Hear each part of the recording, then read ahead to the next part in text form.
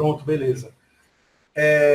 Bom, então vamos lá, né? Bom, galera, essa daqui é uma das atividades que a gente faz no âmbito das atividades do grupo do GDEP FIS. É um grupo que a gente tem algumas linhas de ação: pesquisa, extensão, ensino, divulgação científica. E aí a gente vai conversar um pouquinho sobre exoplanetas hoje, certo? Então, bom, vamos lá. Bom, para vocês aí que estão assistindo, essa imagem é uma imagem bem conhecida, na verdade é um recorte de uma imagem bem conhecida, que é uma imagem do Hubble. É o Ultra Deep Field, é uma das últimas atualizações que o Hubble teve. Então a gente vê aqui o que a gente chama de espaço profundo. Aí tem uma coisa interessante nessa imagem. Essa imagem aqui, ela tem mais ou menos 5 estrelas. Esses pontinhos que a gente está vendo aí não são todas estrelas. Na verdade, como eu disse, a gente tem 5 estrelas aí nesse recorte. As 5 estrelas, eu vou dar uma préviazinha, essas 3 são estrelas. Perceba a diferença de como as estrelas aparecem e de como outros objetos aparecem. Então, percebe aí a diferença? Então, a grande questão é que essa imagem ela está buscando um campo de visão pequenininho no espaço, e ela está vendo objetos tão longe da gente, que as estrelas que estão dentro da nossa galáxia praticamente não aparecem em grande quantidade. Tem mais 2 aí, eu vou deixar para vocês, quem quiser depois tirar uma foto, depois pega a apresentação, ou então o vídeo que vão subir no YouTube, tentar procurar as outras 2 estrelas. Uma está mais fácil, uma está bem difícil para vocês brincarem aí. Então, bom, na verdade não são só essas 5, né? Porque tudo que a gente está vendo aí são objetos construídos estrelas. Então, no fundo, quando a gente observa uma galáxia, a gente está vendo várias estrelas, mas a gente não vê elas em separado, certo? Então, para finalizar essa parte aqui, essas estrelas, elas estão na nossa galáxia. Todos os outros objetos são objetos extragalácticos. São galáxias e outros objetos. São semelhantes a galáxias, mas não vem um caso de a gente separar elas aqui agora, que o Hubble consegue enxergar, certo? Então, o interessante dessa figura. Aqui a gente vai falar de sistemas estelares e dos planetas, né? Os exoplanetas. Eu gosto de mostrar para vocês essa imagem.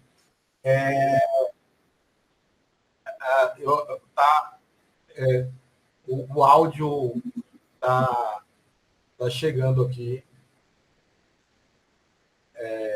Peraí.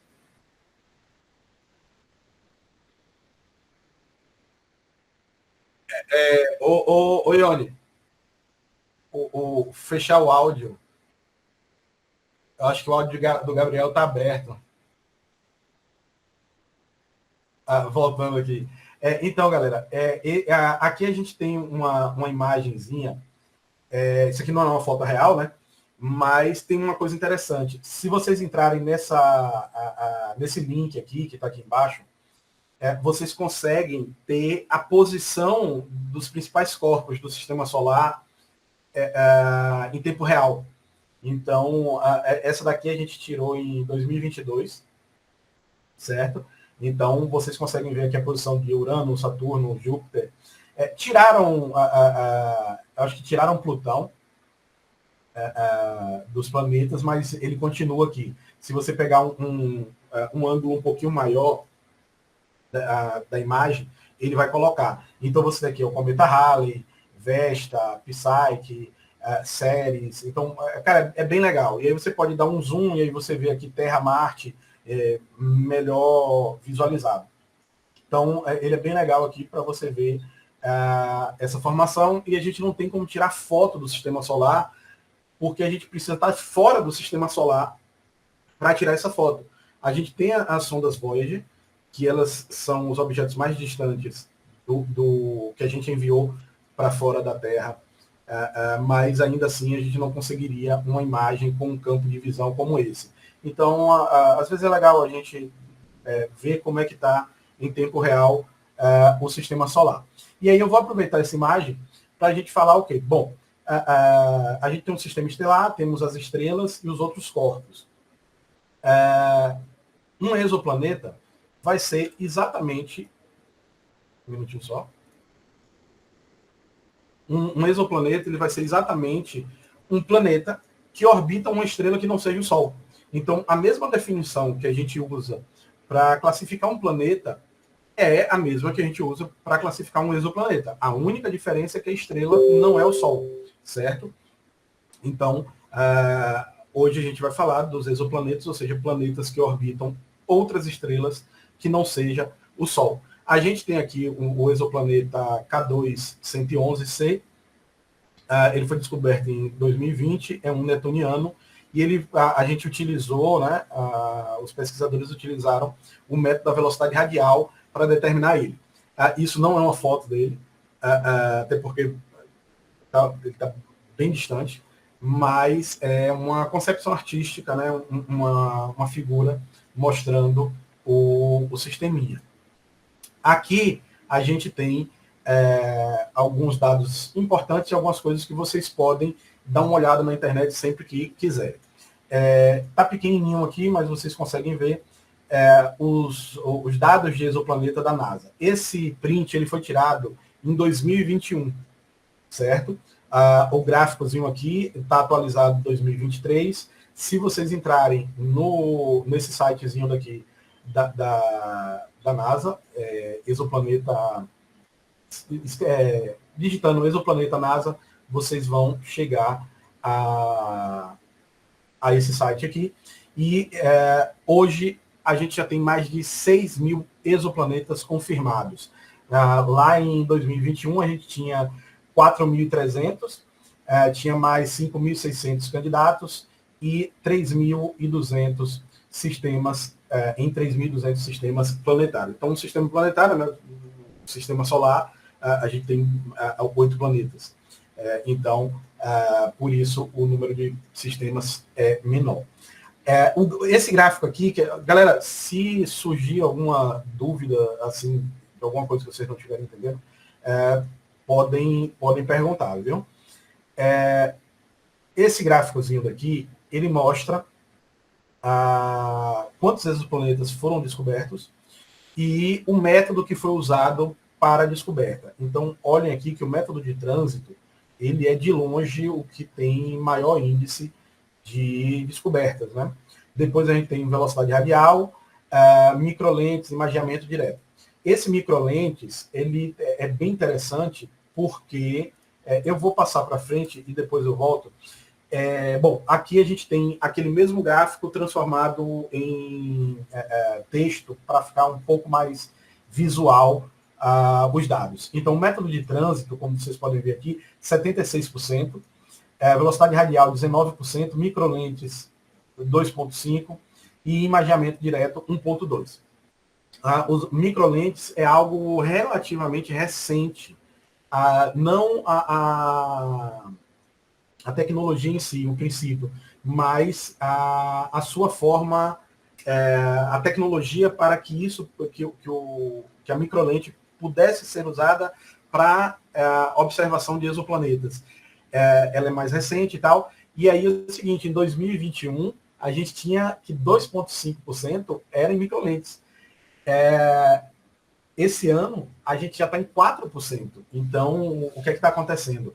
A gente desenvolve o princípio, desenvolve tecnologia para usar o princípio, e aí a gente começa a entender melhor como funciona, entender melhor como pôr à prática aquele fenômeno, e aí acaba que a gente consegue observar mais objetos utilizando aquela técnica. E aí, consequentemente, mais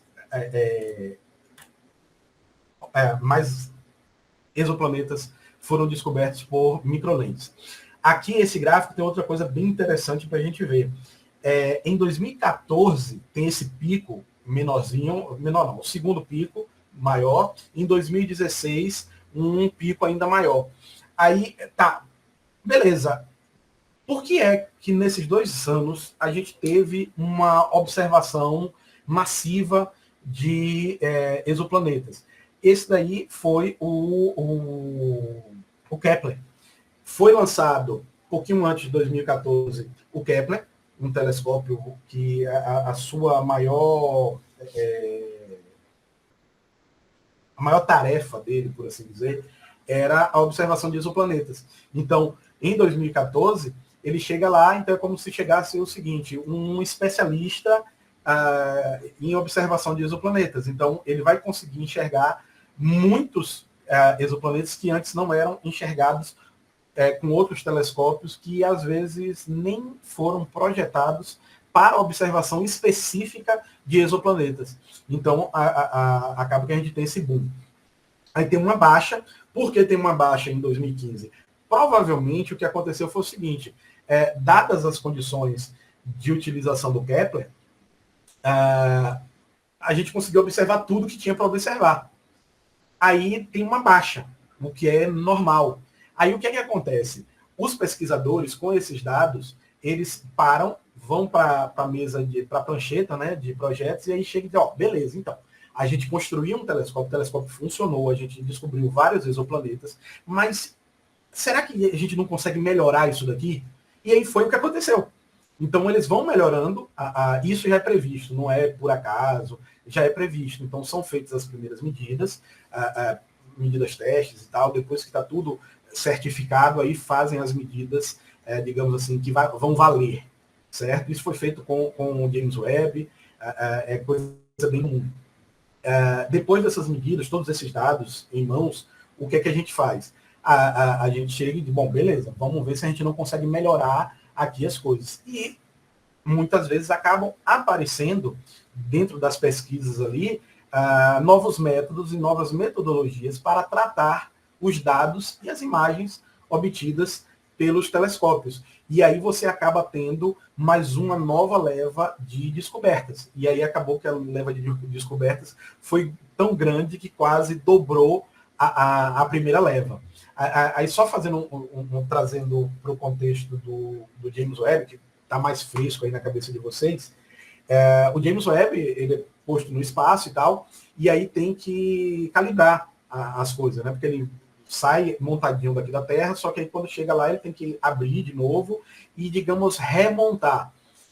E aí você tem que calibrar novamente os espelhos e tal, tudo isso.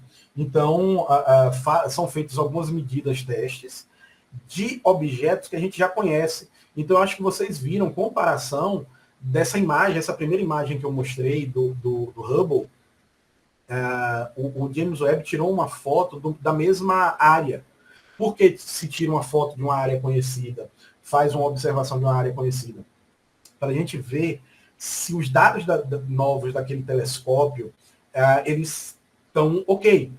Porque imagina você estar tentando observar uma determinada galáxia e você não consegue observar ela, você observa outra coisa, ou uma mancha que não existe e tal. Então, as primeiras observações de um telescópio, e assim como qualquer telescópio, o James Webb fez isso, foi observar objetos já conhecidos. Aí a partir dessas observações novas, a gente compara com o que a gente já conhece.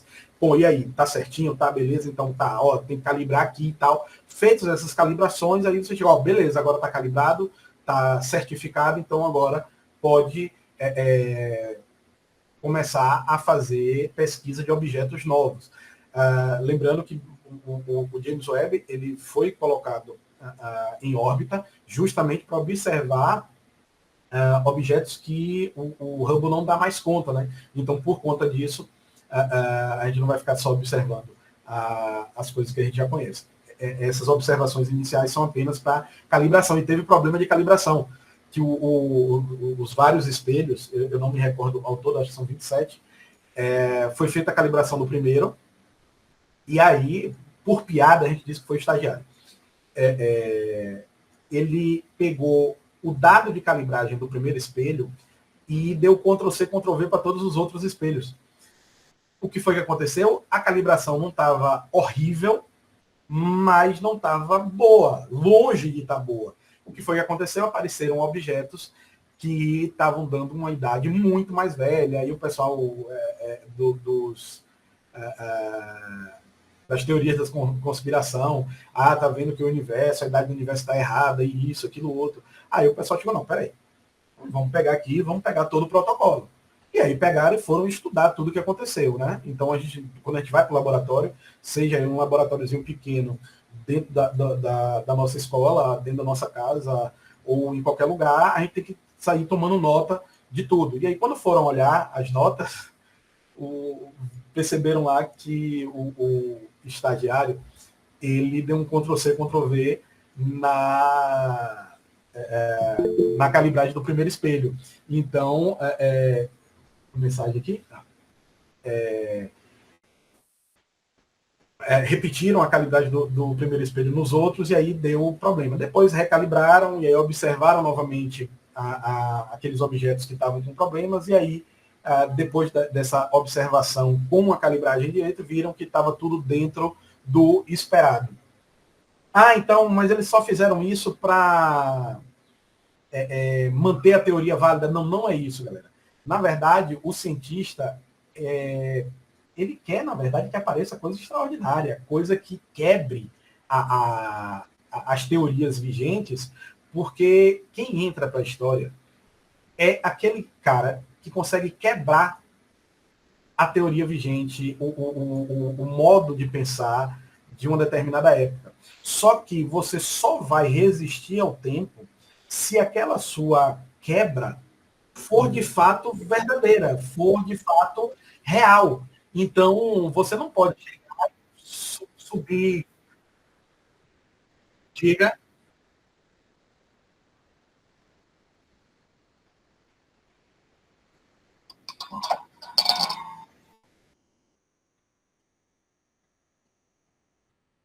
Então, desculpa, eu tenho um microfone, só que ele estava lá em cima. Eu abaixei, agora melhorou o áudio?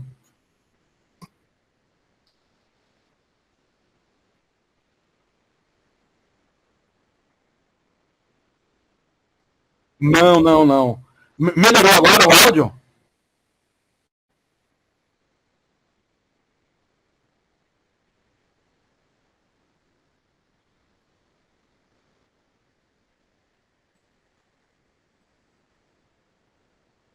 Mas melhorou agora?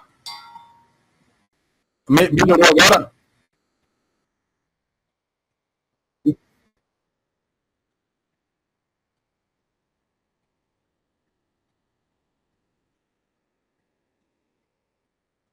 Sim.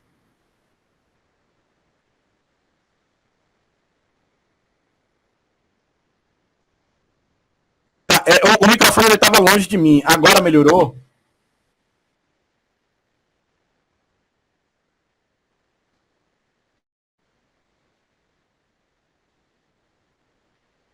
Deixa eu...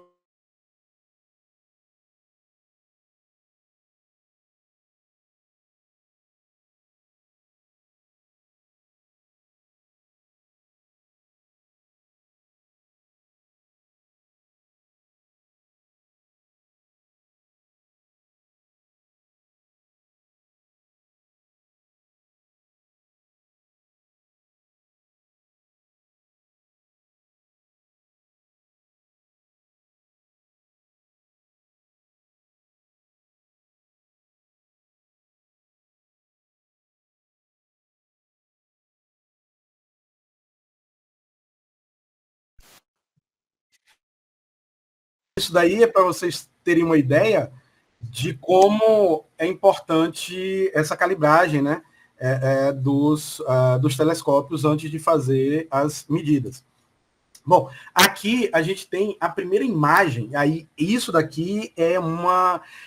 tecnicamente a gente fala imagem, mas você pode imaginar como uma foto, certo? Então essa foi a primeira foto de um exoplaneta, esse vermelhinho aqui, certo? No fundo, não é uma foto. A gente chama de imagem, porque o termo técnico é imagem, porque no fundo, o que a gente tem aqui são inúmeras fotos, certo? E essas fotos dão origem à imagem. Ela foi feita pelo VLT, Very Large Telescope. Depois, com o tempo, eu vou conversar com vocês sobre o nome dos telescópios, que eu acho sensacional, porque assim, telescópio muito grande. E aí a gente vai colocando o nome dos telescópios, a gente vai colocando os advérbios, os adjetivos, e adicionando isso ao nome dos telescópios. Então a gente tem telescópio grande, telescópio extremamente grande, aí já tem um telescópio grande, então bota aqui o telescópio grande de Magalhães. Eu acho que são os melhores nomes que a gente dá em ciência, são os nomes para os telescópios. Mas, enfim, outro momento a gente conversa mais sobre isso. Bom, então essa é a imagem do planeta 2M 1207b, e a sua anã marrom, né? A anã marrom, ela é meio que uma estrela que não acendeu, digamos assim. Por que eu estou falando isso? A gente tem que... Uma estrela, depois que ela morre, ela vira uma anã branca. Quando essa anã branca, ela esfria, ela vira uma anã negra. A anã marrom não é um caso intermediário. A anã marrom é outro tipo de estrela, certo? Depois vocês podem dar uma pesquisada aí, ou então a gente pode fazer um outro momento conversando sobre isso. Mas a anã marrom não é um caso intermediário entre a anã branca e a anã negra. E aí, o que eu estava falando aqui com vocês, da gente ter ideia da calibragem, se está tudo certinho. Então, a observação foi feita, mas só foi batido o martelo de que essa observação foi, de fato, uma observação de um exoplaneta depois de um ano. Então, são feitas as primeiras observações, aí, parece que a gente tem aqui um candidato a exoplaneta, então vamos certificar. Repete a observação, e só depois de uma confirmação inequívoca, aí sim a gente decreta que, bom, o exoplaneta ele foi, de fato, descoberto, observado. Então, aqui a gente já conversou um pouco, né? Então, esse mapazinho aqui que está no centro, que tem umas bolinhas amarelas, azuis e umas poucas vermelhas e cinza, são a distribuição desses, até então descobertos, os 4.000 exoplanetas descobertos, até 2021. A gente tem aqui a massa do planeta, então quanto mais alto está a bolinha no gráfico, a massa do exoplaneta é maior, e o período de órbita mais à direita. Então, a gente olha aqui, a gente percebe que pelo método de trânsito a gente tem objetos por todo o gráfico. Em azulzinho, a gente já tem uma dificuldade maior pela velocidade radial de observar exoplanetas pequenos e com órbitas pequenas.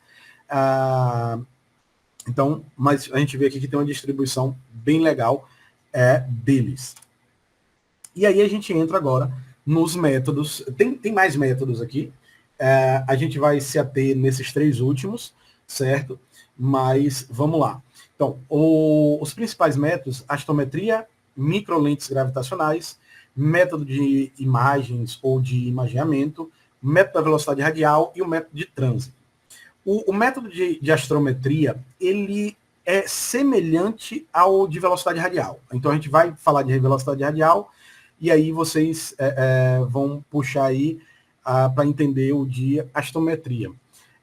O de velocidade radial, a gente vai explicar direitinho, e o de astrometria, basicamente é o seguinte: a estrela ela acaba tendo uma oscilaçãozinha, uma vibração, e a gente consegue medir a partir dessa vibração que ela tem um companheiro ali.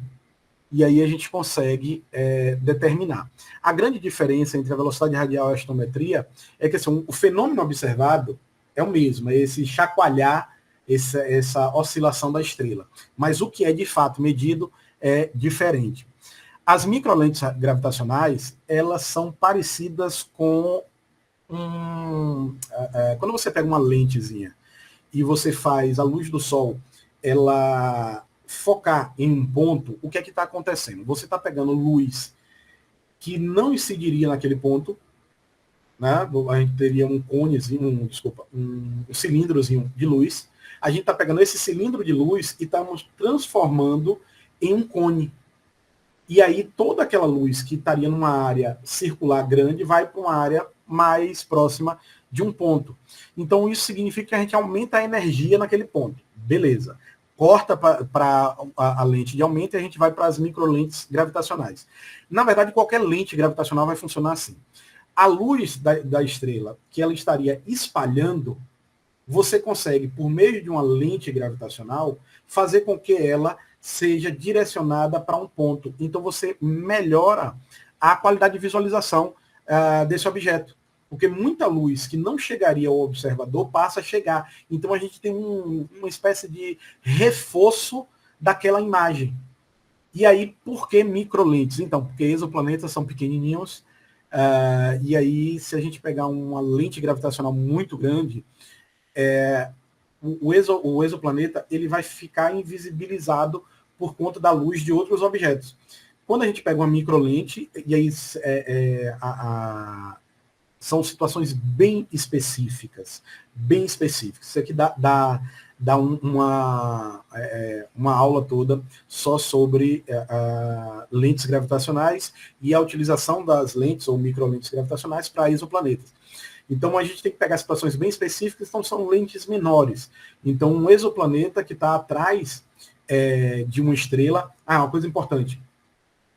A estrela que o exoplaneta está orbitando, ela não faz o efeito da lente para a gente, não vai servir. A gente precisa ter entre nós, os observadores, e o sistema estelar que tem o exoplaneta que a gente quer observar, entre esses dois pontos a gente tem uma estrela, e essa estrela que vai fazer o efeito de lente, certo? E aí o método da imagem, velocidade radial e trânsito, a gente vai ver agora. Bom, o método de imagem, as dificuldades, né, é o contraste. A gente tem que a estrela emite luz. O planeta não. Então, cara, como é que a gente vai observar um objeto que não emite luz própria? E a gente tem até Júpiter. Júpiter ele emite mais energia do que absorve. Mas ainda assim ele é escuro. Como é que a gente observaria Júpiter sem a interferência do Sol? Essa é a principal coisa, né? Que dificulta a gente tirar uma foto de uma estrela. Para vocês terem ideia disso no dia a dia, você está do lado de fora de sua casa. A porta de sua casa está aberta. Você enxerga tudo que está do lado de fora. Um dia de solzão, dentro de casa você não enxerga, está tudo escuro, né? Por quê? Não é que está escuro. Quando você entra dentro de sua casa, está tudo claro. Você estou enxergando tudo. Mas por que de lá de fora eu não consigo enxergar dentro da minha casa? Porque a quantidade de luz que você está enxergando dos objetos que estão fora da casa é muito maior do que a quantidade de luz que é observada vindo de dentro da casa. Então, quando você sai, seu olho ajusta e aí você só vai conseguir enxergar o que está do lado de fora. Quando você entra dentro da casa, o olho reajusta de novo e aí você consegue observar as coisas que estão dentro como se estivesse tudo claro, tudo legal. Então, essa é a principal coisa, a gente vai ver já já como é que a gente consegue resolver esse problema. A gente usa muito em imagem em infravermelho, certo? Então, aquelas cores que vocês viram ali, azulzinho e vermelhinho, são cores fictícias, certo? Cadê? Bom, aqui a gente tem acreditem, é uma imagem, viu, galera? É uma imagem criada, é uma concepção didática aqui, mas imagine, isso daqui vocês têm já os dois, tá? A estrela e o exoplaneta aí.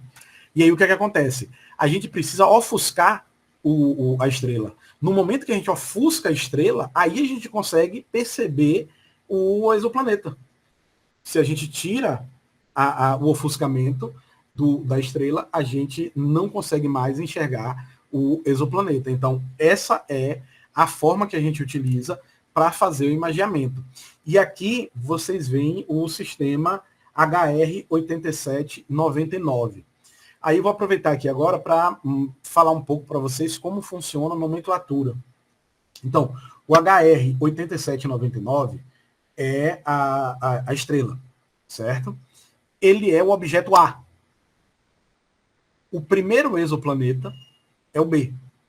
O segundo é o C. Então, por exemplo, Mercúrio é o Sol B. Vênus é o Sol C.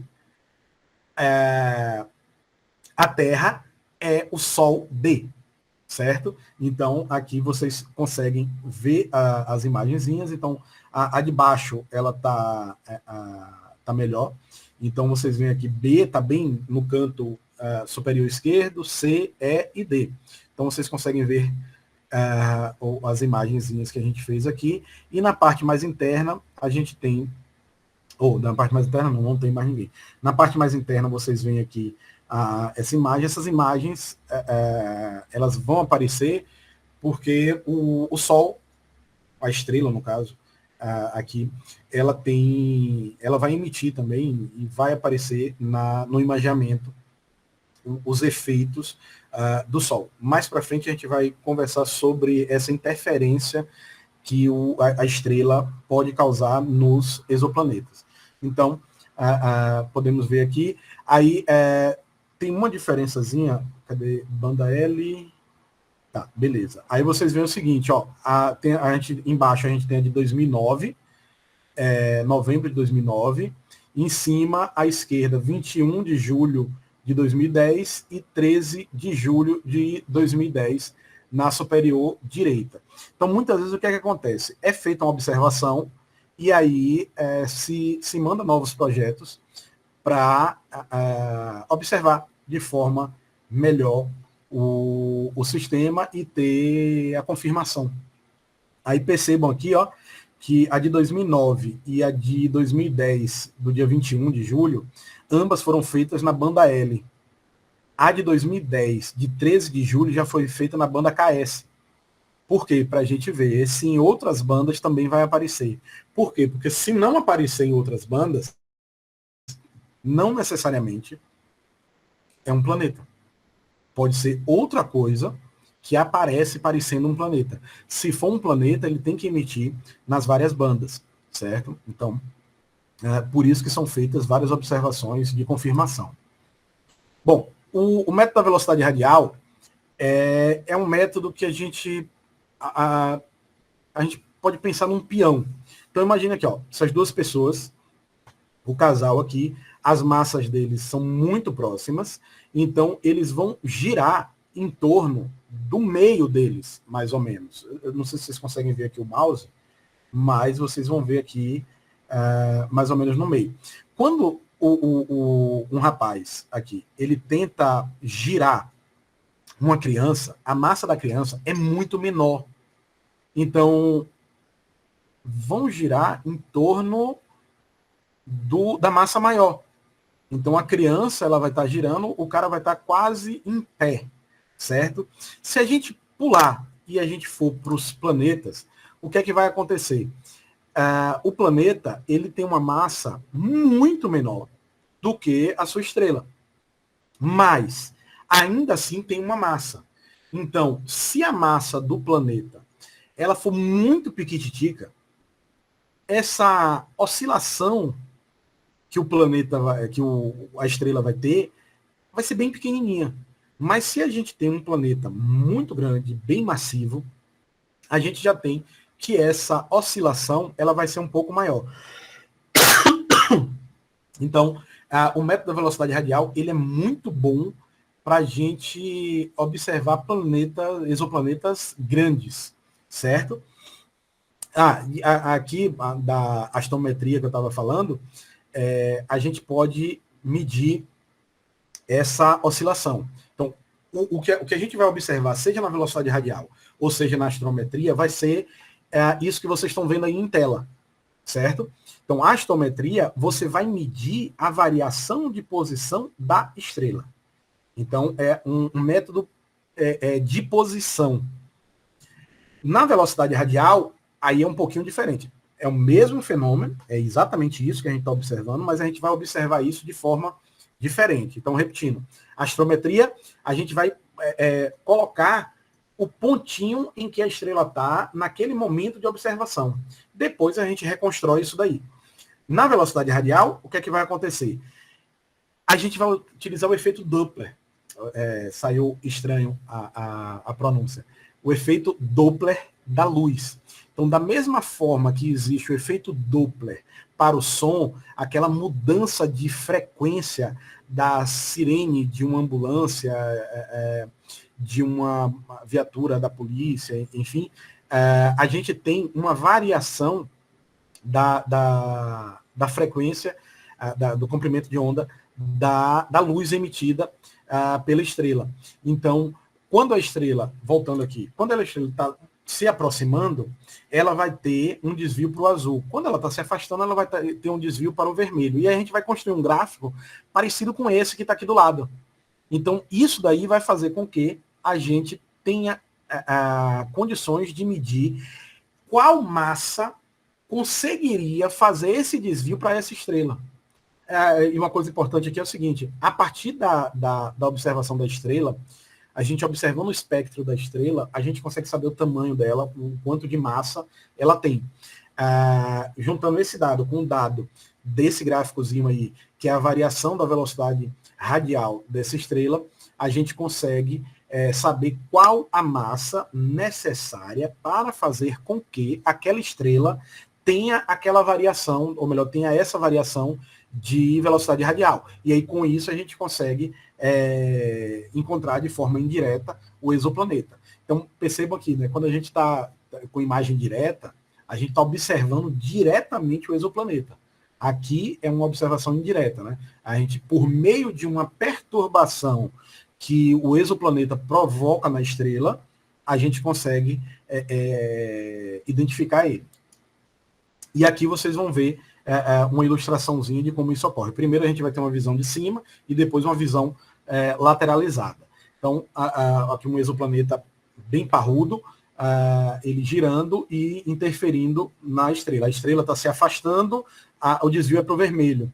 Quando ela começa a se aproximar, o desvio está para o azul, certo? Então, se a gente tem uma estrela que ela emite, o seu pico de emissão está ali no laranja, quando ela está se afastando, ela vai começar a emitir mais no verde.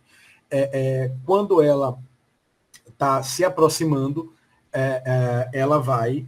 Cadê? Peraí. Quando ela está se afastando, o amarelinho... Peraí. Aqui. Quando ela está se afastando, desvio para o vermelho. Então, se ela estava no amarelo, eu falei verde, ao contrário, amarela, vai aparecer mais avermelhado. Quando ela começar a se aproximar, o desvio para o azul significa que vai aparecer mais azulado, ou seja, vai para o verde, certo? Aqui a gente tem um outro método, que é um método de trânsito. Então, esse daqui é bem interessante. Então, esse daqui é um que dá para a gente fazer um testezinho em casa. É o último slide, eu vou mostrar para vocês. Dá para a gente reproduzir isso. Então é o seguinte, quando o exoplaneta ele passa na frente da estrela, o exoplaneta ele não emite luz. Então, quando a gente está observando a Lua, né? A Lua passa na frente do Sol, a gente não enxerga a Lua. É o eclipse, inclusive. Então, quem está... o observador está aqui. A câmera é o Sol. Se eu boto o exoplaneta aqui na frente, a luz que o Sol está emitindo não vai chegar até mim, porque o exoplaneta vai funcionar como um anteparo. Então, a quantidade de luz que vai chegar até o observador cai, certo? Então, vamos para o gráfico aqui agora. Quando a gente tem o exoplaneta passando na frente da estrela, a curva de luz vai ter uma alteração. Então, vamos lá. Vocês veem aqui em azulzinho esse círculo, essa circunferência, que é a órbita do exoplaneta. Então, a gente está aqui observando a estrela que está na tela. Então, a quantidade de luz que a estrela está emitindo está aqui no gráfico, ela é constante. A partir do momento que o exoplaneta ele eclipsa a estrela, a quantidade de luz que está chegando até os observadores, no caso nós, vai diminuir um pouquinho. Não vai diminuir tudo, por quê? Porque o exoplaneta é pequenininho com relação à estrela, certo? Então, tem uma queda da luminosidade, enquanto que temos o eclipse. Uma vez que o eclipse ou que o trânsito ocorra, a quantidade de energia volta. Então, a gente consegue, a partir dessa curva, ter ideia do tamanho do exoplaneta. Na verdade, vocês vão me explicar isso agora, próximo slide. Então, essa profundidade e essa largura vão depender de características do exoplaneta. No caso da Lua e do Sol, a Lua e o Sol, aparentemente, para a gente, tem o mesmo tamanho. Só uma coisa, né? O Sol é muito maior do que a Lua. Mas, dado que a gente está muito mais próximo da Lua que do Sol, eles aparentam ter mais ou menos o mesmo tamanho. Então, quando a Lua está na frente do Sol, a gente pode ter o que a gente chama de eclipse total. E aí a gente fica de noite, como se fosse lua nova, certo? Mas outras luas que são menores, o efeito de eclipse total não existe. Mas eu acho que fica legal isso para a gente pode ter tanto eclipse total quanto parcial. Bom, aqui a gente vai ver mais uma vez uma simulaçãozinha. Primeiro a gente vai ver de cima, depois uma visão lateralizada. E percebam esse gráficozinho aqui embaixo à esquerda da tela. O que é que vai acontecer? Então perceba que a luz que a gente está observando ela é constante e tal. Aí vai chegar um momento que o exoplaneta vai eclipsar, né, o Sol. Aí a energia cai. A energia que a gente observa é menor. Então, a gente tem a produção dessa curva de brilho aí, do trânsito ou do eclipsamento da estrela por um exoplaneta. Certo? Cadê? Aqui. Bom, agora é a hora do exercíciozinho. Esqueça essas salas aqui. Como vocês estão aí na sala, no presencial, vocês não vão precisar acessar. Aqui é o seguinte, a gente tem 4 exoplanetas. O exoplaneta grande, um pequeno, um veloz e um lento. Eu quero que vocês façam os gráficos das curvas de brilho desses planetas e evidenciando cada um. Ô, Ione.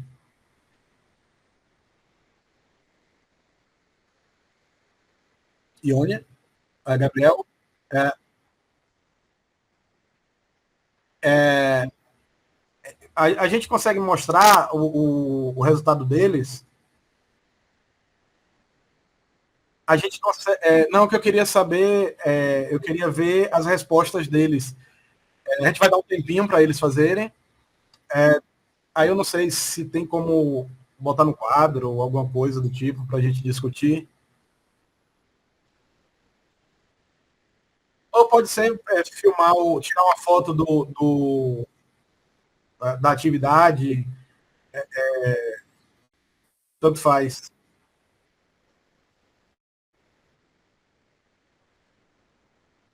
Pronto, pronto, pronto. Pronto. Eu vou beber uma águazinha, vou aproveitar e beber uma água. 5, 10 minutinhos aí para vocês fazerem a atividade.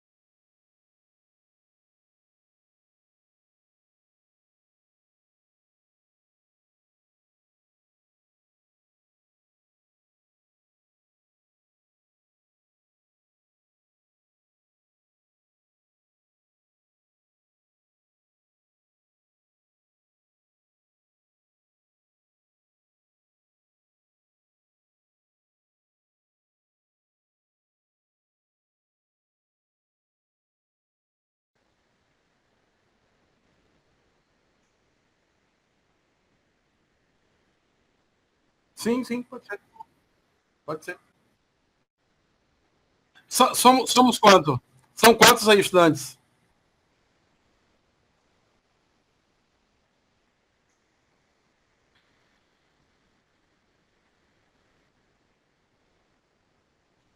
Tá, deixa eu ver. É que tem mais atividades.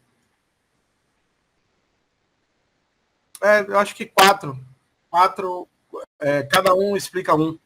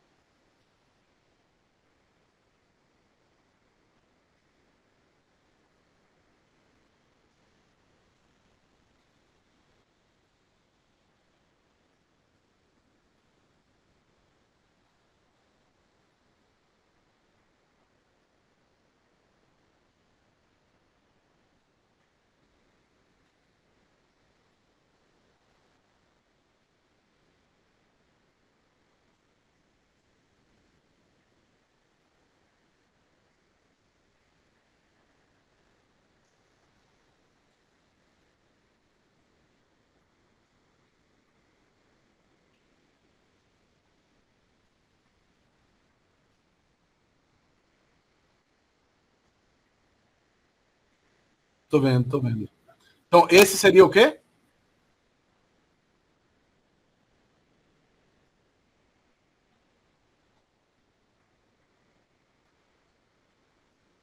Certo, certo.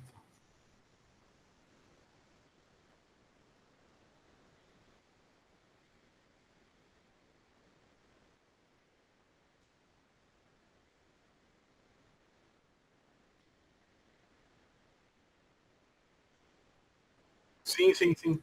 Sim.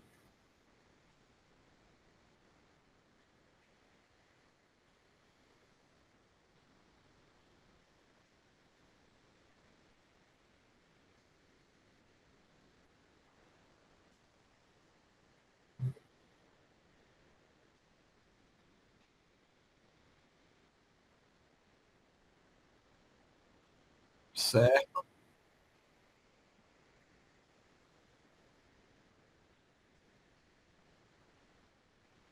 Sim, sim, sim.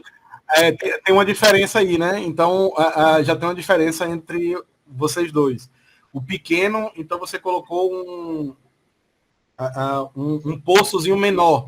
É isso? Isso, legal, legal.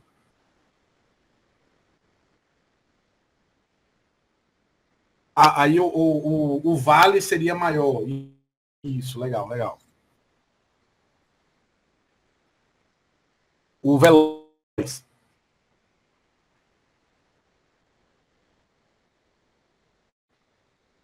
Legal, legal, legal. Legal.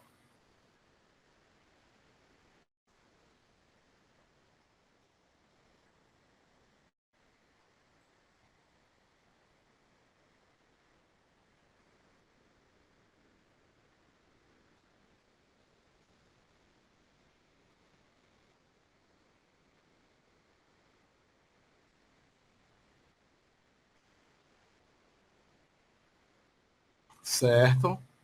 O comprimento dele, né? Profundidade grande, o pequeno, profundidade pequena. Legal, legal, legal.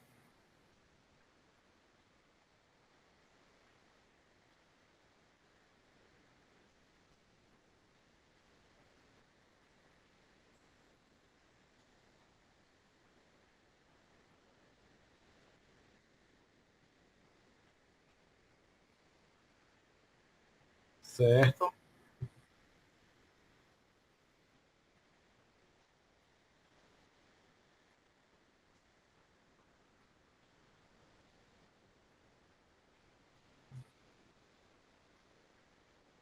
Perfeito, perfeito.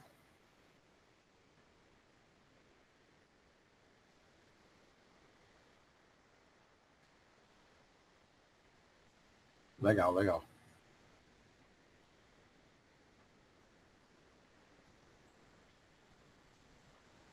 Boa.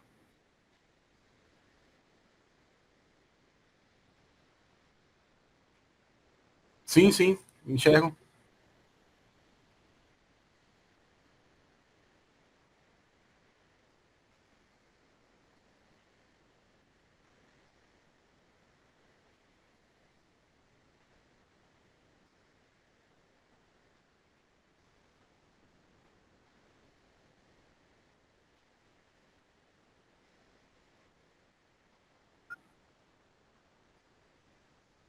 Fica maior.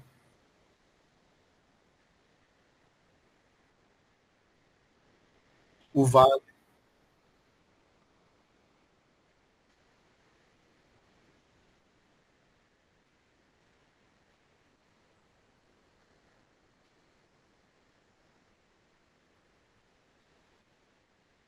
o vale é menor. É. Ada. Todo mundo apresentou? Pronto, vamos olhar aqui. Ó, no geral tá bem legal. Pequenas coisinhas aí para ajustar, mas gostei, gostei. Bom, então aqui é mais ou menos um espelho, né, um gabarito. Então, as duas coisas que a gente tem, né? Profundidade e largura. A, o que vai definir se a largura é grande ou pequena é se ele é mais rápido ou mais lento. Então, as explicações estão legais. Então, se um planeta ele passa rapidinho, o tempo de ofuscamento vai ser pequeno. Então, a gente tem que. Vocês podem olhar aqui em C, né? No C, eu acho que está invertido da atividade. Não, tá certo. Em C, a gente tem um planeta veloz. Então, ele passa rapidinho na frente da luz. Se ele passa rápido, isso acontece que aquela largura vai ser pequenininha. Então, essa largura pequena vai ser característica de um planeta veloz, um planeta que tenha órbita pequena. Tem como mutar o áudio aí? Acho que está dando interferência.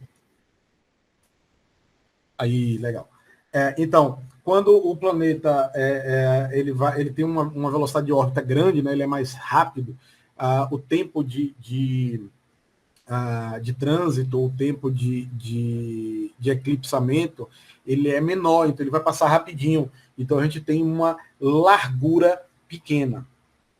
Quando ele é mais lento, então um planeta que está um pouco mais distante da estrela e tal, a velocidade dele de órbita é menor, então ele vai passar devagarzinho, passando devagarzinho, o tempo de eclipsamento, o tempo de trânsito, ele passa a ser maior, então a gente tem um vale com uma largura maior. Aí agora a gente vai para cima. Se você tem um planetinha pequenininho, independente da velocidade dele, se o planeta é pequeno, quando ele passa na frente da estrela, ele vai eclipsar pouco. Então, a queda de brilho vai ser pequena. Se esse planeta é um planeta grande, quando ele passa na frente da estrela, a queda de brilho é maior. Então, aqui temos duas coisas. Na verdade, as quatro, né? A gente pode ter um planeta que seja grande e rápido.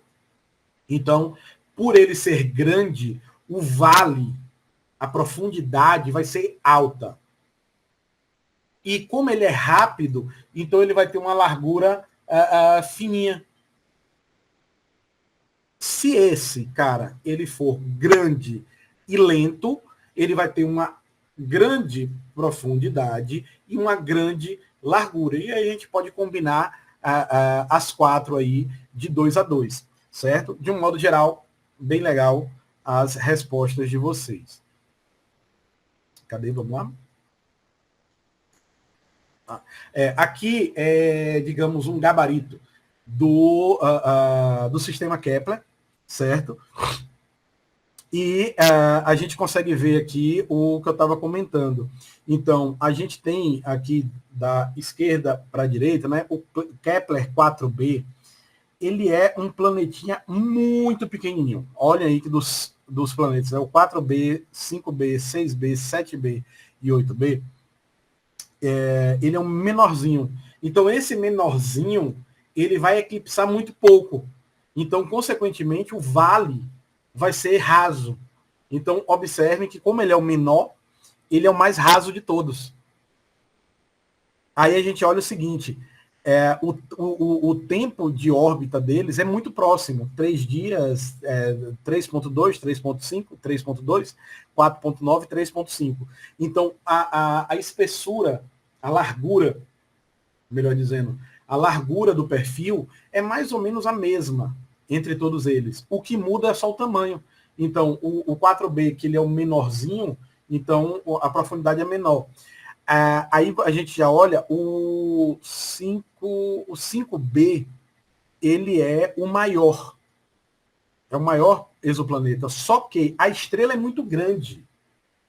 A estrela é muito grande, é a maior estrela. Então, consequentemente, o que é que está acontecendo? A queda no brilho não é a maior. A queda no brilho, curiosamente, é da menor estrela, que é a 6B. Então, essa queda no brilho é em termos relativos, né? Então, você tem a luz total da estrela e você tem um exoplaneta passando na frente. A gente vai ter um decréscimo na luminosidade que a gente vai observar da estrela. Só que quanto menor a estrela, mais efeito vai ter uma diminuição para planetas do mesmo tamanho. Então, para exoplanetas do mesmo tamanho. Então, a gente tem que olhar isso daí. Então, perceba que a gente pode ter as duas coisas, né? Ser veloz e grande ou pequeno, ser lento e grande ou pequeno. E aqui a gente está vendo velocidades muito próximas e a gente tem variações no tamanho dos exoplanetas. Como as estrelas também não são iguais, a gente precisa levar isso em consideração. E aí, se a gente pegar aqui para o 5B e o 7B, que são estrelas mais próximas, os exoplanetas também muito próximos, aí a gente vê que a queda de luminosidade é bem próxima uma da outra, certo? Aqui no 8B, a gente já tem um negócio curioso. Ó. A estrela ela é eclipsada muito lá embaixo. Então, o vale ele vai ficar menor, não porque o tempo de trânsito é pequeno, é porque também ele não está atravessando o Equador, que é a maior a distância. Já está ali muito próximo aos polos. Então, o tempo vai ser um pouco menor. E aí você tem essas curvas características de cada um. Certinho, galera? E aqui a segunda atividade, que é o seguinte: vocês têm o sistema TRAPPIST. O sistema TRAPPIST recebe esse nome porque ele foi o primeiro, o TRAPPIST-1, na verdade. O TRAPPIST-1, ele foi o primeiro sistema... Oi?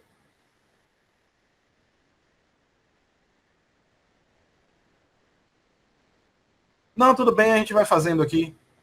A gente vai comentando, não tem problema não. Então, galera, o sistema TRAPPIST foram os sistemas observados pelo telescópio TRAPPIST. Tem uma fotozinha dele aí para vocês verem. Então, o TRAPPIST-1 foi o primeiro sistema a ser observado.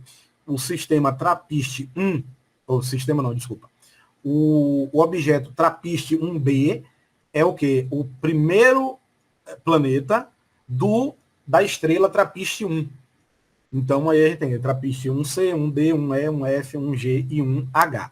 Então, a gente tem aí as curvazinhas de brilho de cada um dos exoplanetas do sistema TRAPPIST-1. E a gente vai fazer o seguinte, a gente vai organizar quais são os maiores planetas e quem é que está a posição de órbita. Eu recomendo, para esse tipo de atividade, bom, vocês vão fazer depois, em algum momento vocês vão ter acesso a isso. Sabe esses escalímetrozinhos? tenha um de plástico. Eu tenho um de metal, que ele é muito bom para a gente cortar coisa e usar no dia a dia, porque ele é mais resistente. Mas esse de plástico ele tem uma vantagem. A gente consegue colocar na frente da tela sem riscar a tela. Então a gente consegue fazer algumas coisas. E essa é uma atividade que é interessante a gente ter uma réguazinha na nossa tela. Eu vou ver se eu consigo fazer aqui e mostrar para vocês. Tá, aqui, peraí. Aqui. E aí a gente vai fazer isso, ó. A gente vai pegar e vamos medir. A gente vai medir isso daqui. A gente vai medir a profundidade e a largura. Então, essa primeira largura aqui deu 3,5 centímetros, 3,5 centímetros. Opa, peraí, aqui. Na minha tela. Obviamente, na tela de vocês, se é maior ou menor, vai dar diferente. E a profundidade deu da ordem de 1,5. E aí a gente faz isso para todas as outras, para todos os outros perfis. Então, uma reguinha, qualquer régua serve, gente. Eu falo o escalímetro, porque esse formatozinho de triângulo dele facilita bastante a gente pegar, certo? Então, o que é que a gente vai fazer? A gente vai medir as profundidades e as larguras. Então, o que foi que a gente viu? Bom, se o planeta ele é mais rápido, planeta, exoplaneta, a largura vai ser menor. Se for mais comprido, é maior. Então, a gente tem aqui que do B para o H já está em ordem de velocidade. E essa ordem de velocidade vai nos dar o que com relação à posição dos planetas? Os planetas mais rápidos, eles estão mais próximos à sua estrela. Então, o período de rotação, o período de translação de Mercúrio é menor do que o de Vênus, que é menor do que o da Terra, menor do que o de Marte, e assim sucessivamente. Então, a gente tem que esses planetas aí está bem coloridinho aqui, o rosa, ele é o de menor órbita, é o mais rápido, de menor órbita, está mais próximo à sua estrela. Aí esse laranjinha, salmão aí, já é o segundo, o amarelinho estaria como se fosse no lugar de Vênus, o marronzinho como se fosse a Terra, o verde escuro como se fosse Júpiter, e assim sucessivamente, certo? Então, essa abertura que a gente tem aí vai nos dar a velocidade. E aí, sobre o tamanho dos planetas. Então a gente viu também que quanto maior o planeta, maior vai ser essa profundidade dessa curva. Aqui a gente não está, como no exemplo aqui do Kepler, que a gente muda as estrelas. Então aqui a gente tem 5 estrelas. A Kepler 4, Kepler 5, Kepler 6, Kepler 7 e Kepler 8. E a gente pegou os primeiros exoplanetas de cada uma dessas estrelas. Lembra da nomenclatura? Kepler 4 é a estrela. Kepler 4b é o primeiro exoplaneta da Kepler 4. E aí, bom, sucessivamente. Então, aqui a gente está pegando estrelas diferentes. Aí a gente tem que levar em consideração o tamanho relativo do exoplaneta com a estrela, né? Quanto maior o exoplaneta e menor a estrela, maior vai ser o vale. Só que aqui é a mesma estrela, então fica mais simples. Nesse caso aqui, a gente só precisa se preocupar com a profundidade do perfil. E aí a gente vai medir. Medindo a profundidade desse perfil, a gente tem o seguinte, que o 1B, ele é o maior, porque tem a maior profundidade. Aí depois a gente tem o C, aí depois a gente pula para o G. O G, se vocês olharem, ele é o segundo de baixo para cima, ele tem uma profundidade bem grande, certo? Então essa profundidade aí faz dele o terceiro planeta. Depois o 1F, depois o 1E, 1D e o 1H. O 1H, que é o mais distante, ele é também o menor, certo? Então a gente, essa parte aqui da atividade é basicamente a profundidade do perfil. E aqui é o telescópio. Parece que o telescópio que consegue observar esse sistema é gigantesco, e não é. Ele é pequenininho. Aí vocês veem o rapaz, o pesquisador, o telescópio dos 40, 50 centímetros, mais ou menos, 60 centímetros, certo? Essa parte azul daqui é onde está o telescópio propriamente dito. Tá, o telescópio é tudo isso aqui, mas assim, o coração do telescópio é a lente, na verdade, o espelho que está aqui. Então, vocês conseguem ver aqui essa circunferência preta como é o nome? Da armação aqui do telescópio. Essa parte azul, ela tem uma circunferência mais ou menos igual, e o espelho está nela, certo? Se vocês colocarem aí Trappist, vocês conseguem ver esse telescópio no YouTube rotacionado. Então, aqui a cúpulazinha é uma casinha, certo? Essa cúpula dele. Então, é um telescópio razoavelmente pequeno e dá para fazer as observações desse sistema. Em comparação com o sistema solar, perceba que o sistema Trappist ele é bem pequenininho. Repare que todos os planetas estão numa órbita menor do que a órbita de Mercúrio. Por que isso é assim? Então, é porque a estrela não é grande como o Sol. Ela é uma anã vermelha, certo? E aí, em verdinho aqui, vocês veem as zonas habitáveis. A zona habitável é aquela zona que você consegue ter, dentre outras coisas, água no estado sólido, líquido e gasoso. Então, os planetas que estão dentro dessa zona, o D, Trappist D, você pode dizer que ele está, o E, o F e o G. E saiu pesquisas recentes dizendo que o exoplaneta ele tem uma atmosfera compatível com a atmosfera, por exemplo, da Terra. Então, saiu aí, esse slide eu incluí agora, porque saiu esses dados desse Trappist tem uma semana. Então, vocês podem ter até visto eles na internet. E aqui falando um pouquinho sobre as datas importantes dos exoplanetas, né? Em 89, a gente tem a primeira observação de um exoplaneta, só que é o seguinte, não é a data, digamos, do primeiro exoplaneta observado. Como assim não? Então, em 89 foi observado um exoplaneta. Só que eles não tinham total certeza de que era um exoplaneta. Então, assim, foi uma observação, mas, assim, por mais que a gente tenha qualidade na medida, uma certa certeza, se a gente não tiver como carimbar, a gente não carimba. Quando chegou em 95, então 6 anos depois, aí sim, aí agora a gente tem um exoplaneta confirmado em 3 vias, de forma inequívoca.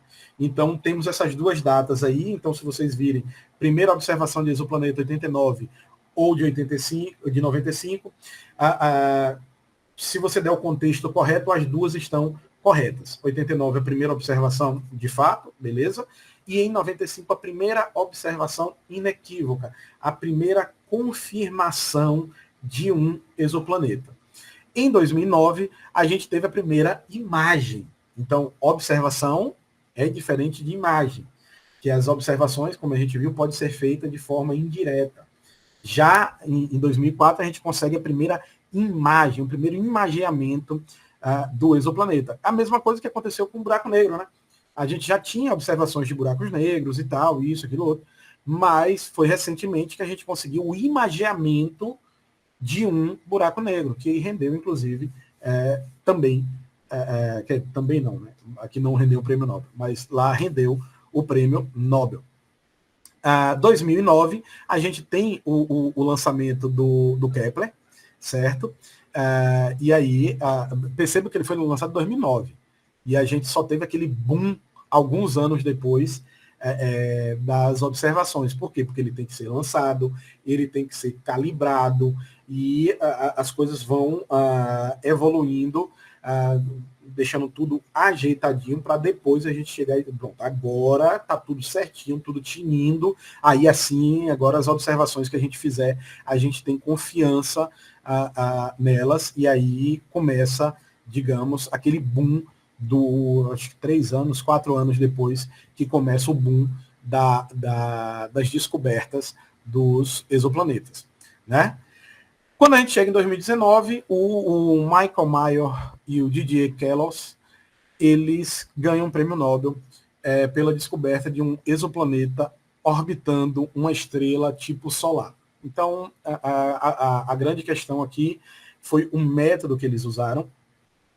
Depois convido vocês a darem uma olhada no texto explicando o motivo do prêmio Nobel, tem a ver com as técnicas e metodologias que eles utilizaram para fazer essa observação.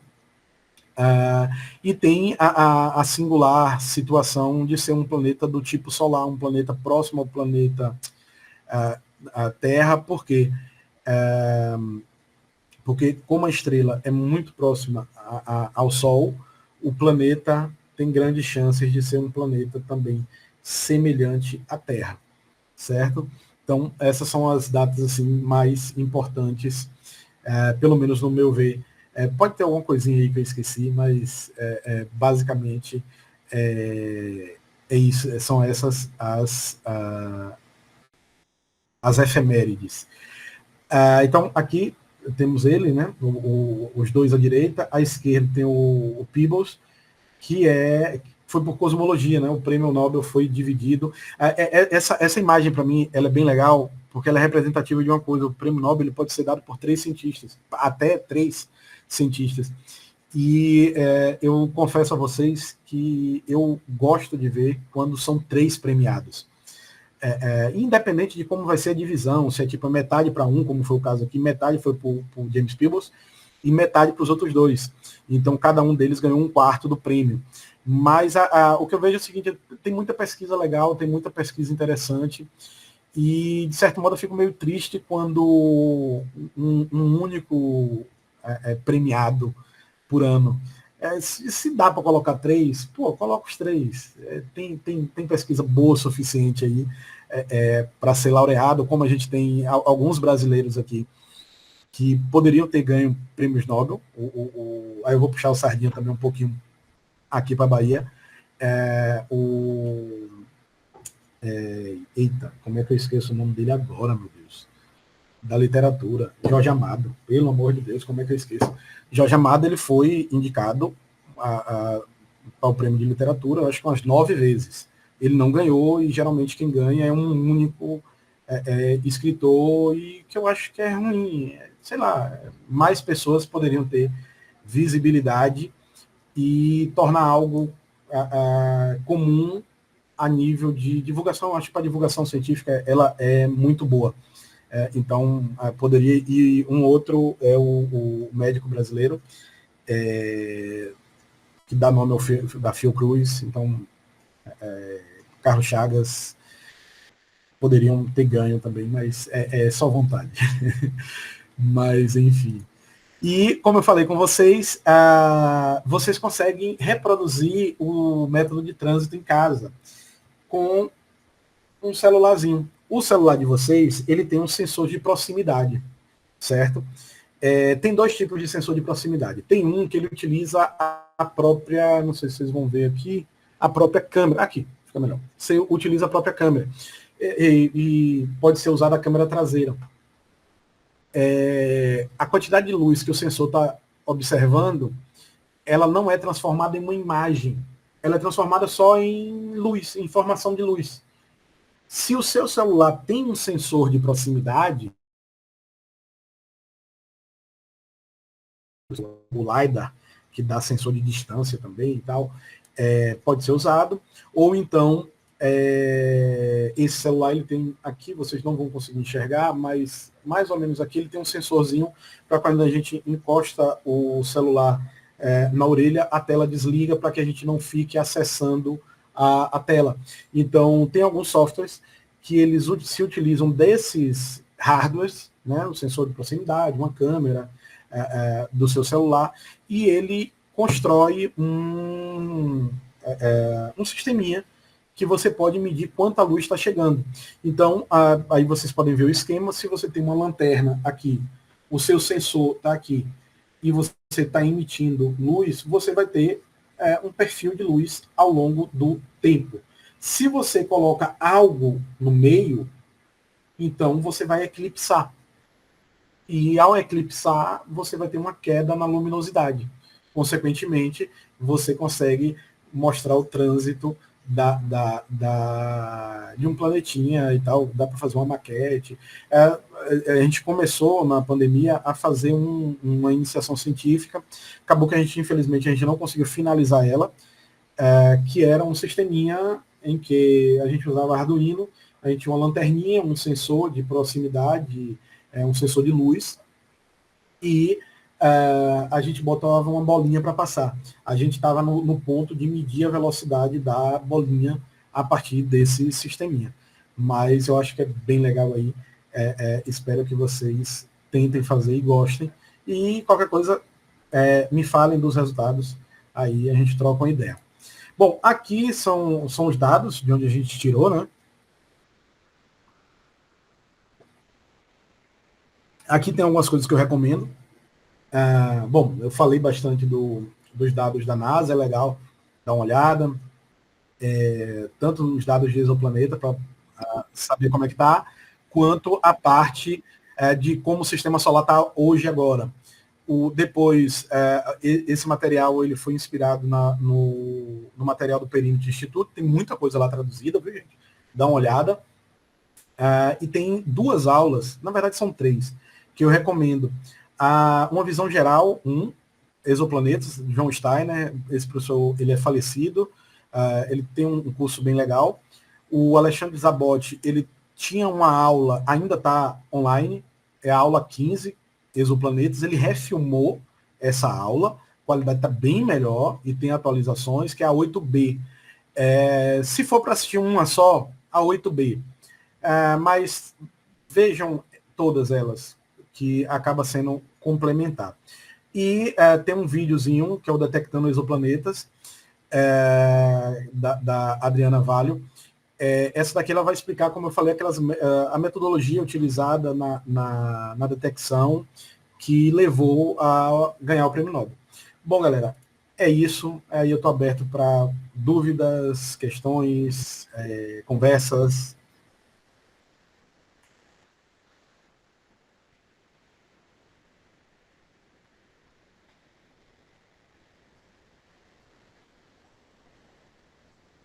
Aham. Pode, pode.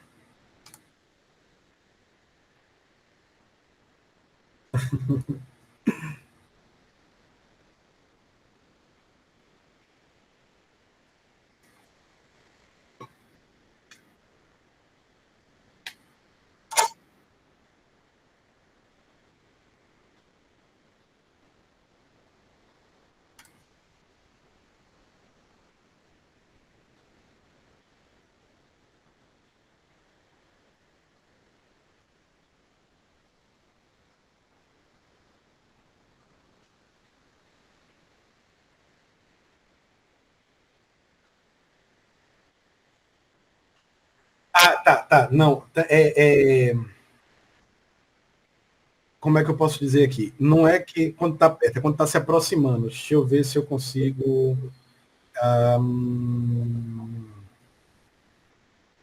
Eu vou buscar uma imagem aqui.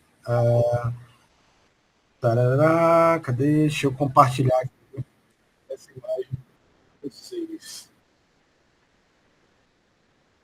Cadê?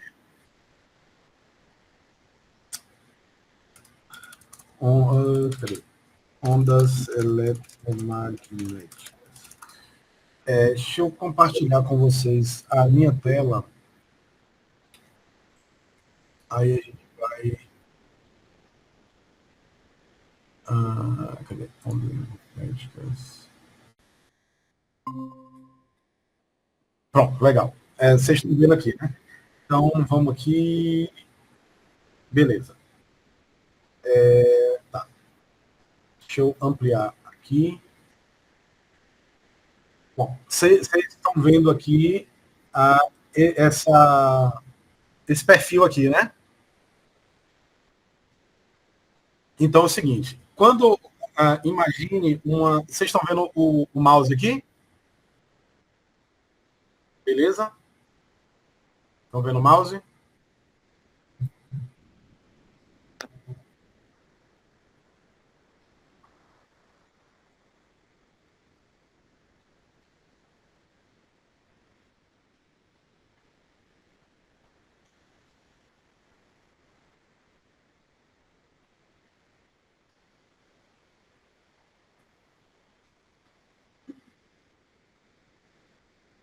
Estão vendo aqui o mouse? Pronto, beleza. Quando a gente fala desvio para o vermelho, não é que vai para o vermelho, é que ele vai para a esquerda. Ele vai para ondas de maior comprimento de onda. Então vamos lá. Se a gente tivesse em raios gama, o desvio para o vermelho vai levar a gente para onde? Raio X. Tranquilo? Se a gente tivesse no raio X, ultravioleta. Olha que louco. Olha que louco. Se a gente está no ultravioleta, o desvio para o vermelho vai levar a gente para o azul. Ou seja, é um desvio de de menores comprimentos de onda para maiores comprimentos de onda. Se a gente está no ultravioleta e a gente tem um desvio para o azul, a gente vai para o raio-x. Tranquilo? Então, o desvio para o vermelho e o desvio para o azul simplesmente é desvio para o vermelho, a gente aumenta o comprimento de onda. Desvio para o azul, a gente diminui. Tranquilo? Agora a gente vai para o efeito Doppler. Vou abrir aqui mais uma aba.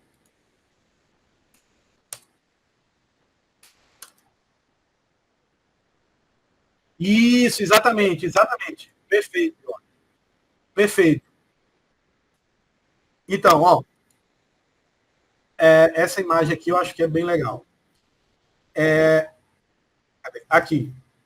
Opa, cadê? Aqui. Então, a gente está observando um. Eita, esse aqui não.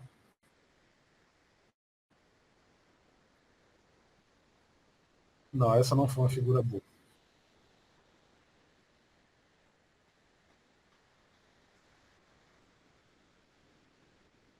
Aqui, pronto. Então, ó.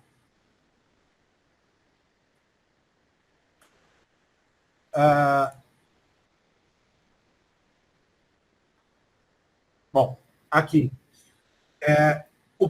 Essa aqui ficou legal, que é justamente sobre o método de trânsito. Então, quando a estrela aqui ela está girando no sistema no sentido anti-horário, certo? Quando ela está cá em cima, mais distante da gente, da Terra, dos observadores, ela começa a se aproximar, ela vai ter um desvio para o azul. Então, se você está observando a estrela, a luz que essa estrela está emitindo, ela é uma luz verde, o desvio para o vermelho deixaria ela amarelada. O desvio para o azul deixaria ela azul claro. Se ela é azul, um desvio para o azul torna ela violeta. Um desvio para o vermelho torna ela azul claro. No caso, a estrela lá do Trappist, por exemplo, ela é uma anã vermelha. Ela é uma anã vermelha. Então, um desvio para o vermelho do vermelho, você partindo do vermelho, se você tem um desvio para o vermelho, você vai cair no infravermelho. Então, o observador ele vai chegar lá, tá, aquela estrela a gente já sabe a massa dela. Ela tem uma massa compatível com uma anã vermelha, então ela deve emitir no vermelho. Ok. Aí quando você bota o telescópio e observa, aí você está observando ela no infravermelho. Aí você chegou, espera aí, tem alguma coisa errada. Como é que eu estou observando uma estrela que deveria ser vermelha, que ela está aparecendo como uma infravermelho? Aí você chega e vê na volta dela. Na volta ela está mais amarelada. Aí chegou, opa, peraí. Então, essa estrela, ela está se aproximando e se afastando. Então, como ela está se aproximando e se afastando, a gente consegue medir isso daí. Medir essa aproximação e essa repulsão dela, e aí, consequentemente, a gente consegue saber que tem um exoplaneta. Então, no momento que ela está se aproximando, o comprimento de onda ele vai ser achatado. Você emite a luz, e aí o comprimento de onda é como se fosse achatado. Chegam mais frentes de onda no mesmo intervalo de tempo. Então, vai parecer que tem mais comprimentos de onda chegando. Então, o comprimento de onda aparentemente se torna menor, ou seja, o desvio para o azul. Quando ele está se afastando, depois que chega na posição mais próxima e começa a se afastar, é como se, ao se afastar, tivesse chegando menos frentes de onda no mesmo intervalo de tempo. Então, aparentemente, o comprimento de onda parece que cresce. E aí a gente tem um desvio para o vermelho. Então, essa a explicação. Que é semelhante, é igual, na verdade, só muda de onda sonora para onda para luz. O caso da ambulância.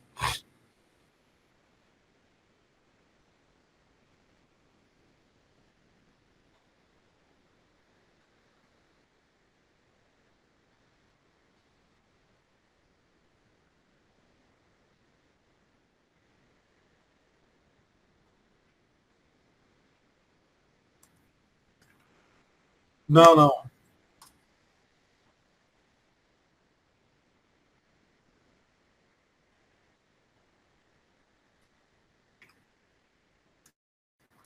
Então, tem uma quantidade de telescópios grandes e, consequentemente, de tamanhos. Deixa eu ver se eu consigo aqui. Um,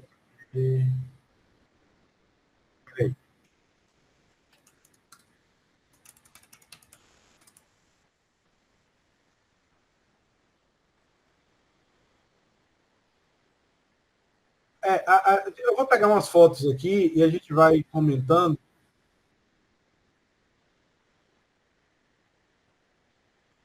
Então, aqui é o trapiche. Ele é pequenininho.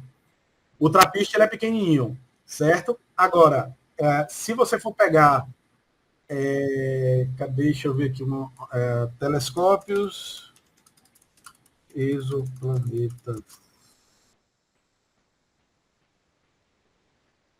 Cadê? Ó, todos esses aqui são para exoplanetas.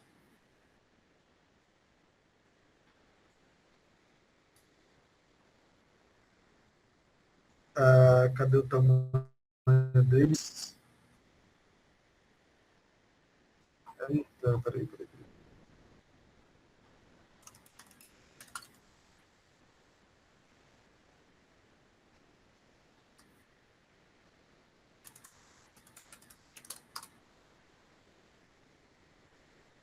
Então, ó, o James Webb, que também é utilizado para exoplanetas, ele tem 6 metros. O Hubble, 4 metros. O Trappist, 60 centímetros. Então, você consegue ter uma quantidade, tamanhos variados para vários telescópios. Eu não estou encontrando uma imagem que eu me arrependi de não ter salvo, que são os maiores não, os mais importantes telescópios que foram utilizados para caça de exoplanetas.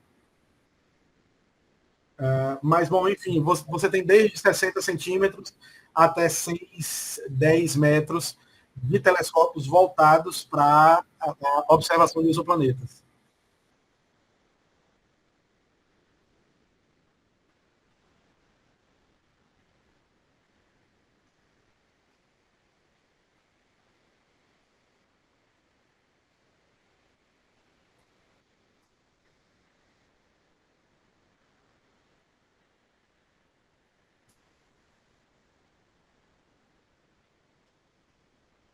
Tá, a gente coloca aqui lentes gravitacionais.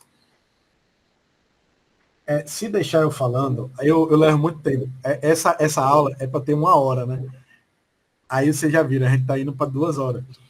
Aí a gente tem que tirar algumas coisas, mas eu fico sempre querendo colocar a parte de lentes. Mas vamos lá.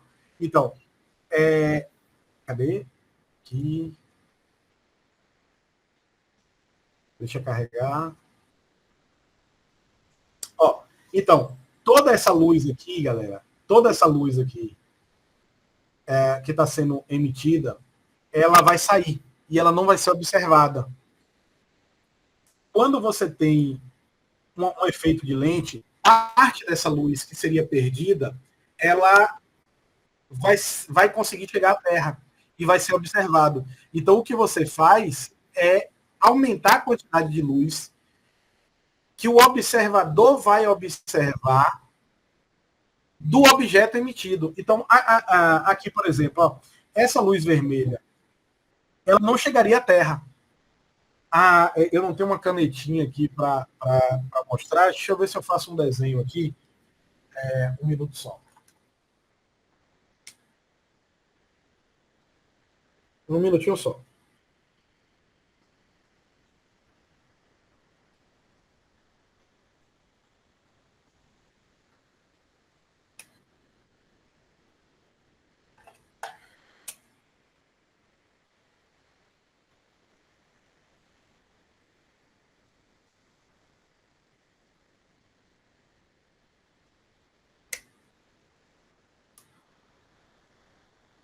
Então, aqui, ó. Você tem aqui uma galáxiazinha emitindo luz. Esse raiozinho aqui que está em preto, que vai chegar até o observador. Todos os outros raios não vão chegar. Propagação retilínea da luz, né? Só que é o seguinte, se a gente chega e coloca um objeto massivo aqui, ele vai distorcer o espaço-tempo e aí alguns raios que passariam direto, eles vão chegar até o observador. Então, alguns raios que sairiam vão convergir para o observador. Então, o que está acontecendo? Está chegando mais luz para você, o observador. Então, como está chegando mais luz, está chegando mais informação. Chegando mais informação, você consegue visualizar melhor aquele objeto que você não conseguiria sem a lente. Então, basicamente, a lente faz o quê? Uma luz que não chegaria para o observador passa a chegar. E aí você consegue. Tem efeitos aí que, assim, aparece duplicado. O princípio básico é esse daqui. Mas acontece assim: você está observando uma estrela, vão aparecer 2 estrelas, 3, 4 estrelas.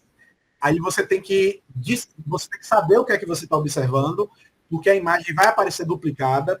Aparecendo duplicada, tem como você recompor isso daí, reconstituir, e aí você vai ter informação completa, e aí no final das contas você vai ter mais luz para trabalhar, mais informação para trabalhar, e aí você vai conseguir ter mais respostas sobre aquele objeto que você está estudando.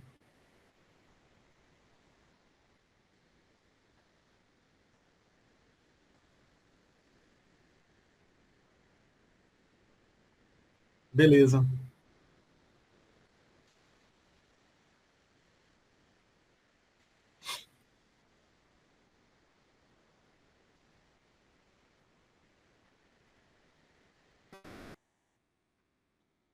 Ah, sim.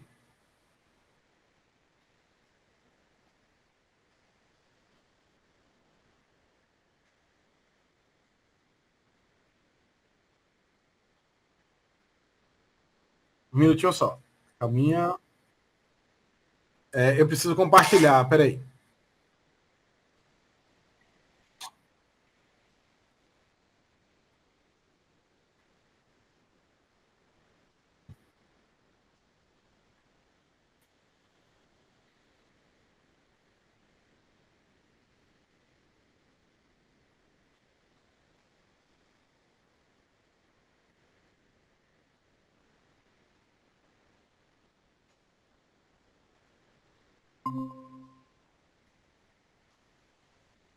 Essa, Ione.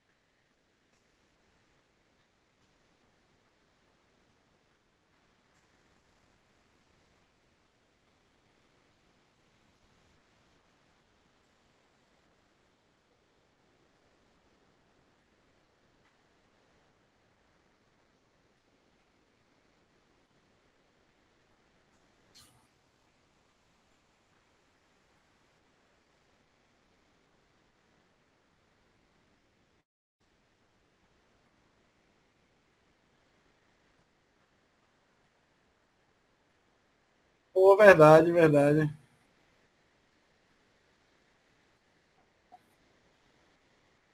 Tirou print? Tirou print?